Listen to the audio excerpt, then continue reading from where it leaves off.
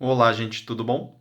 Meu nome é Kim, eu sou psicólogo e hoje estou aqui para falar com vocês sobre o livro A Coragem de Ser Imperfeito, da Brené Brown. No vídeo anterior, eu falei sobre a primeira parte do capítulo 3, os escudos que nós usamos contra a vulnerabilidade. Falamos a respeito do escudo da alegria como um mau presságio.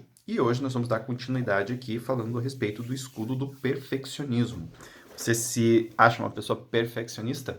É. Eu me lembro de que o perfeccionismo ele ficou muito em moda e as pessoas diziam assim, quando você for numa entrevista de emprego e te perguntarem qual que é o seu defeito, você fala assim, o meu defeito é ser perfeccionista demais, né? Ainda demais, né? Muito perfeccionista, né? Então isso era visto como uma qualidade. Nossa, o cara é perfeccionista.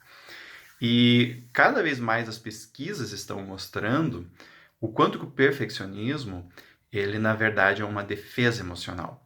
Então, essa ideia de que ser perfeccionista é uma coisa boa, na verdade, estamos vendo que é exatamente o contrário.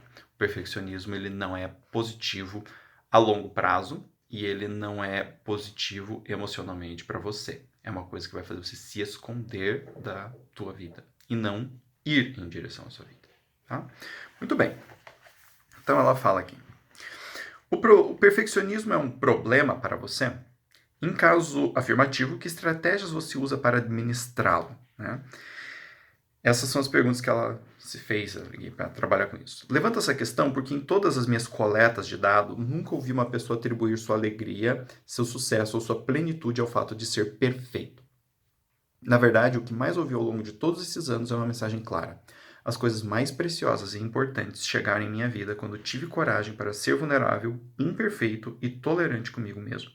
O perfeccionismo não é o caminho que nos leva aos nossos talentos e ao sentido da vida. Ele é um desvio perigoso.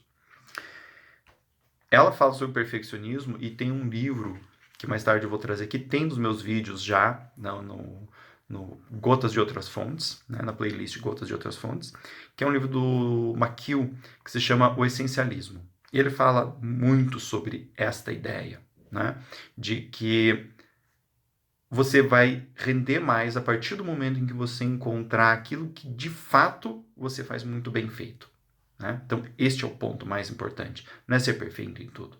É ser perfeito em algumas coisas que são realmente coisas nas quais, entre aspas, você consegue isso. Porque cada um de nós tem os seus talentos.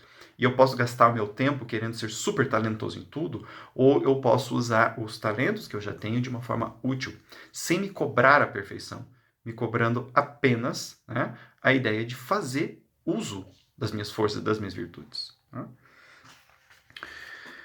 Perfeccionismo não é se esforçar para a excelência. Não tem nada a ver com conquistas saudáveis e crescimentos. Perfeccionismo é um movimento defensivo.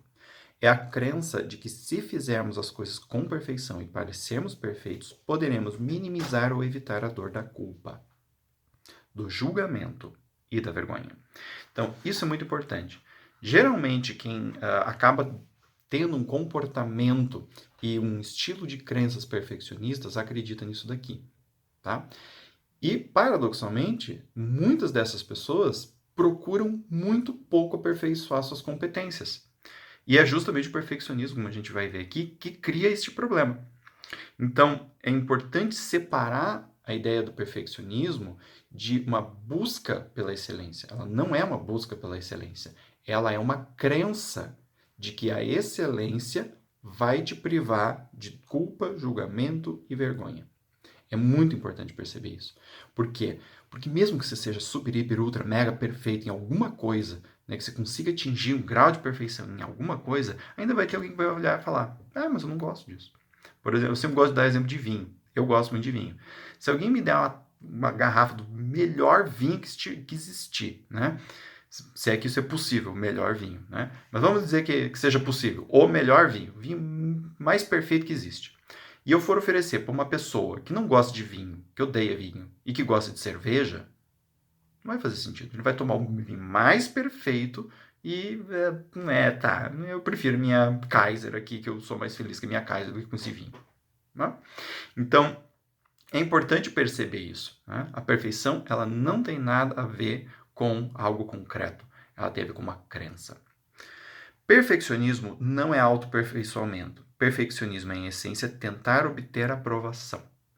E isso também é muito importante, porque geralmente quando a pessoa tem um comportamento perfeccionista, o foco dela é o comentário dos outros. Então, se o comentário dos outros é o foco, eu não estou buscando algo para mim, estou buscando algo para os outros. Em algum ponto do caminho, eles adotaram esse sistema de crença perigoso e deliberante, que ela está falando a respeito de pessoas perfeccionistas, né? Eu sou o que eu realizo. E quão bem eu realizo. O empenho saudável é focado em si mesmo. Como posso melhorar? Mas o perfeccionismo é focado nos outros. O que eles vão pensar. Então aqui ela está dando um exemplo de como as pessoas perfeccionistas, que agem de forma perfeccionista, pensam. Eu também quero deixar uma ressalva aqui. Muitas vezes a gente fala da pessoa perfeccionista, tá? Não existe uma pessoa perfeccionista. Isso é uma forma de falar que é inadequada. Porque o perfeccionismo, ele não traz de caráter, ele é um comportamento, certo? Ele pode ser um comportamento que é tão rígido e tão usado que a pessoa acaba por quase ter o caráter, né? Quase como se tivesse um caráter, mas ela ainda assim é um traço de comportamento. Então, falar que a pessoa é perfeccionista é inadequado. As pessoas agem de forma perfeccionista. Até porque se falarmos que as pessoas são perfeccionistas, então não tem o que fazer. Ela é assim, ponto, acabou. Mas isso não é verdade, ok? O perfeccionismo não é a chave do sucesso. Na verdade, a pesquisa mostra que o perfeccionismo dificulta a conquista, pois está relacionado com a depressão, ansiedade, compulsão e também com a paralisia da vida e perda de oportunidades. Quem age de forma perfeccionista já viveu isso com certeza mais de uma vez na sua vida. Então, o medo de falhar ele é tão grande, né? Ou o medo de ser reprovado pelos outros é tão grande que a pessoa muitas vezes não faz, ela não age. Né? Então, por exemplo, a pessoa tá com uma forma física ruim e ela não vai para academia, não começa um conjunto de exercícios, ela não vai no médico porque ela tem medo do que essas pessoas vão achar dela. E ela continua, por exemplo, obesa ou ela continua sedentária. Entende? Então, isso é uma questão muito comum em traço de comportamento perfeccionista. Né? Por fim, o perfeccionismo não é uma maneira de evitar vergonha, ele é uma forma de vergonha. Então, isso é muito importante. As pessoas acreditam que, buscando o perfeccionismo, elas estão fugindo da vergonha. Muito pelo contrário, é exatamente a motivação da vergonha que cria o perfeccionismo. Alguns vídeos atrás, falando a respeito desse livro, eu fiz uma distinção entre o ser e o comportamento. E uma das distinções é que no comportamento, todo comportamento é intencional, ou seja, ele é motivado por algo e para algo. Então, no caso do perfeccionismo, a mola que impulsiona ele é a vergonha. Você, a partir do momento que vence a vergonha, você não quer mais ser perfeccionista. Porque ser perfeccionista é extremamente cansativo. Né? É carregar uma tora de 1 tonelada num ombro e outra no outro. E ainda se culpar porque você não está carregando uma terceira na cabeça. Né? Se eu fosse forte o suficiente, eu carregaria mais uma. E aí, quando o cara está carregando mais uma, ele fica satisfeito? Claro que não. Ele fala, bom, se eu estou carregando uma aqui, uma na cabeça, agora eu consigo colocar mais 2 apoiadas aqui entre essas toras para continuar carregando mais peso. Né? Muito bem. Ela fala aqui a respeito de algumas definições de perfeccionismo. Perfeccionismo é um sistema de crença autodestrutivo e viciante que alimenta este pensamento primitivo. Se eu parecer perfeito e fizer as coisas com perfeição, poderei evitar ou minimizar os sentimentos dolorosos de vergonha, julgamento e culpa. Então, aqui é o que ela falou anteriormente, né? O que é o perfeccionismo? Não é um comportamento para buscar a perfeição de fato em algo.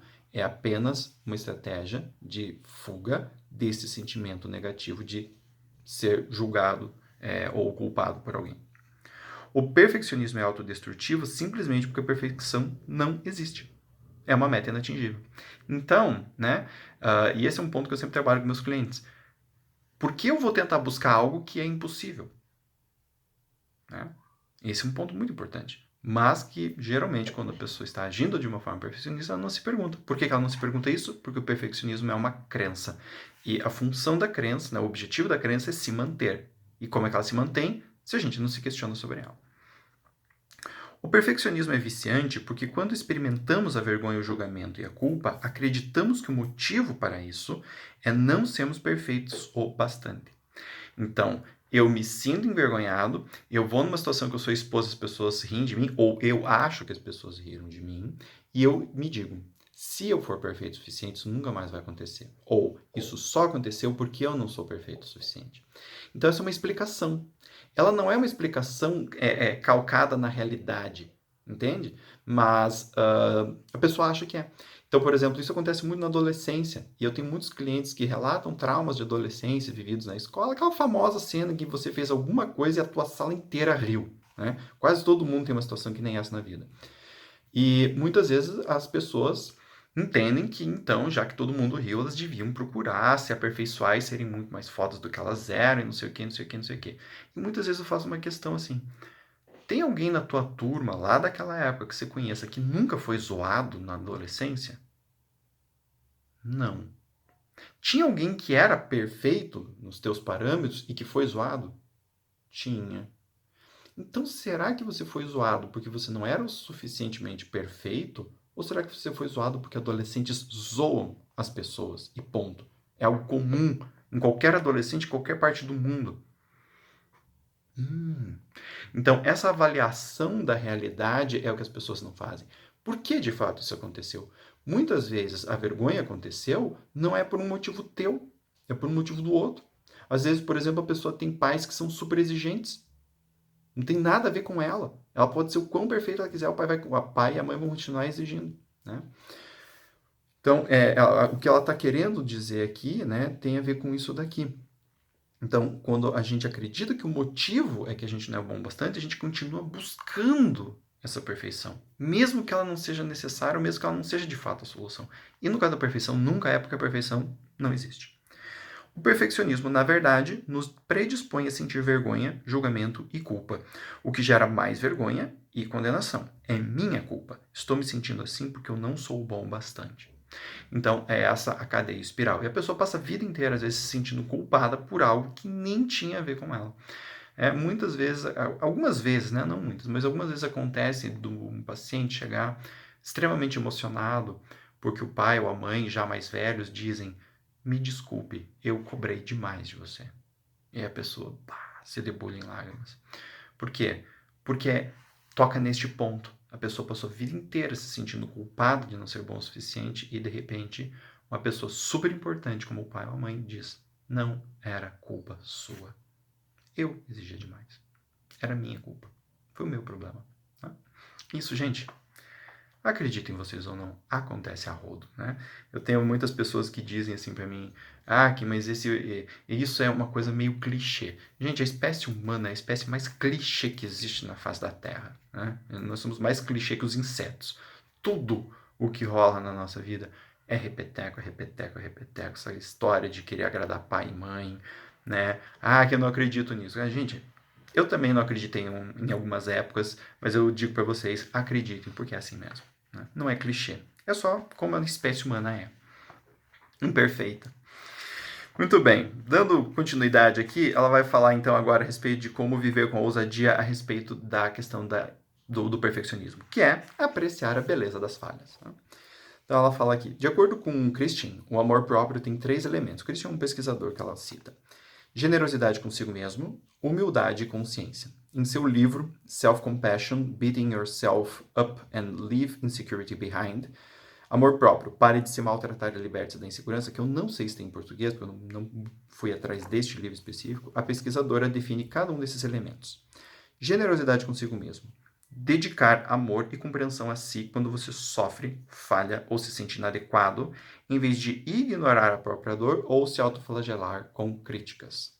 Né? Bem fácil de fazer. Você faz uma grande cagada e aí você dedica amor e compreensão a si mesmo. Né? A maior parte das pessoas vai olhar para mim e falar: não, aqui não, eu vou me dar uma chicotada nas costas, eu vou me sabotar, fazer alguma coisa ruim comigo mesmo. Né? Porém, tem um ditado sueco que diz: ame-me quando eu menos merecer, porque é quando eu mais preciso. E eu sempre me lembro desse ditado comigo quando eu cometo as minhas falhas. Se eu cometi uma falha, é óbvio, eu tenho que fazer um movimento de reparação em relação àquilo. Ela não está dizendo para você ser negligente em relação ao que aconteceu, né? A falha que aconteceu, por exemplo. Mas ela está dizendo que você pode fazer isso de uma forma generosa e amorosa com você. Por quê? Porque isso vai aumentar o efeito da reparação. Então, a partir do momento que eu olho para mim e digo, eu cometi uma falha, eu estou acessando o meu sistema de valores. Eu estou reconhecendo essa falha e estou dizendo, eu não quero isso na minha vida.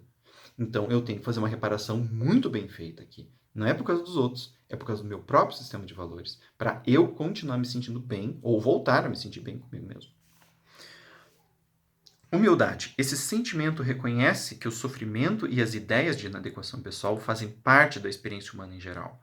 Algo porque todos passam, e não uma coisa que acontece somente com você. Tá? Então, geralmente, as pessoas dizem, ninguém passa por isso. Eu sou a única pessoa estúpida da face da Terra. Eu falo, nossa, legal. Toda a psicologia do mundo foi feita só para você. Né? Ninguém mais sente esse sentimento de dor, de humilhação, de vergonha, assim, tipo, eu fiz psicologia só para te atender, né? Porque eu sabia que em algum momento da tua vida você ia vir para terapia, eu resolvi estudar essa ideia. Não. Todos nós passamos por situações ruins. Todos nós passamos por vergonha. Tudo isso existe em todas as culturas de todo o planeta. Né? Então você não está sozinho. Entre para o clube, temos jaquetas. Consciência equilibrada. Abordar as emoções negativas com equilíbrio para que os sentimentos não sejam sufocados nem exagerados. Não podemos ignorar nossa dor e sentir compaixão por ela ao mesmo tempo. Para alcançarmos essa consciência equilibrada, não devemos nos identificar demais com os pensamentos e sentimentos para não sermos capturados e arrebatados pela negatividade. Ou por um excesso de suavidade. Né? Então eu acho interessante porque ela diz aqui, não é nem para exagerar para um lado e nem para o outro. Então, se eu estou sentindo dor, eu estou sentindo dor, mas eu não vou fingir que eu não estou sentindo, querer, né, passar por não, isso não está acontecendo, ou exagerar. Ai, meu Deus, essa é a pior dor que existe na face da Terra. É tipo quando a gente leva o primeiro pé na bunda na adolescência. Né? Eu nunca mais quero sentir isso, isso é horrível. Meu Deus, eu vou morrer. Aí depois do 10º pé na bunda que tu leva, você nem sente muito mais direito. Você fica, pô, que droga, né? Não deu certo essa vez, vamos embora, vamos pra próxima. Né?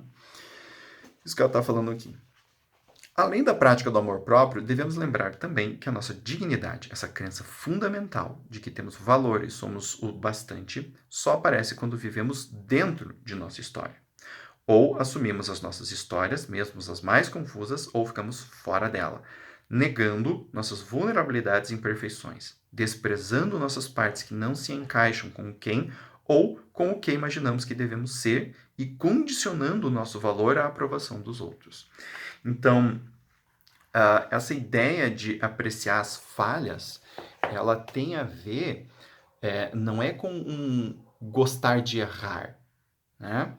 Mas com um reconhecimento de que isso é parte da vida e parte também, por exemplo, do aprendizado. Para a gente aprender, a gente tem que errar. E isso faz parte. Não tem como fugir disso.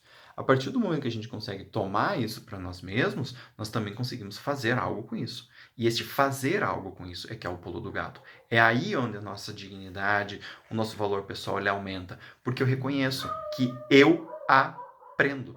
Eu vou além. Eu consigo ir além. Eu consigo aprender coisas no mundo.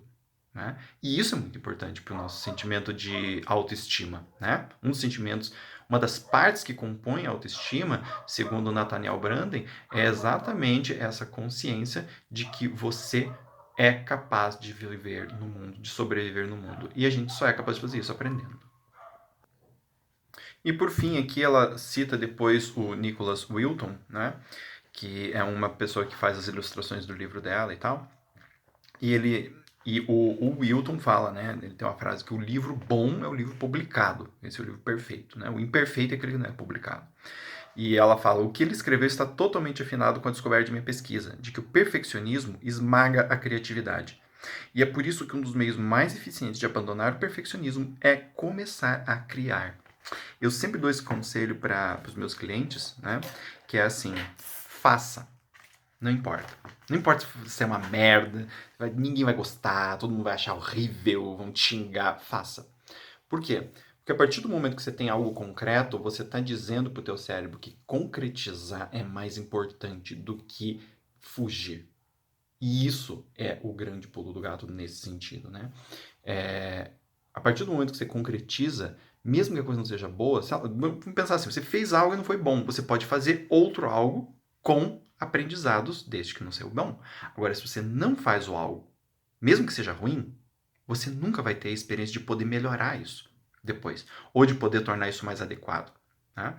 Então, essa ideia da ação, ela é muito importante. Inclusive, neurologicamente, o que acontece? A partir do momento que você tem uma ideia, que você tem um plano, um projeto e tal, você precisa fazer isso. Ao fazer isso, você começa a sedimentar um caminho dentro dos teus neurônios, né? Um caminho entre os seus neurônios, que cria mais força. Ou seja, a probabilidade de você executar de novo se torna maior a partir do momento em que você executa algo pela primeira vez. O hábito só se forma com o comportamento. Não tem hábito sem comportamento. Então é muito importante isso, porque este é um comportamento de vencer a vergonha. Ou seja, eu criar é mais importante do que eu sentir vergonha. Eu agir é mais importante do que eu fugir diante do medo. E essas são as atitudes que as pessoas buscam. Falando assim parece meio idiota, mas pô, então o que você está me dizendo é que diante do meu medo eu tenho que só agir? É fazer.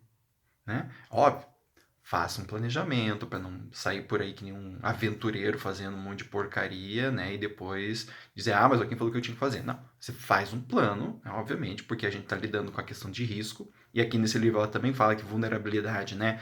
Não é você se expor a riscos desnecessários ou a riscos tolos. Você tem que ter uma avaliação assim, de risco, porque isso faz parte da vulnerabilidade. Eu quero me abrir ao mundo porque eu quero algo bom para mim.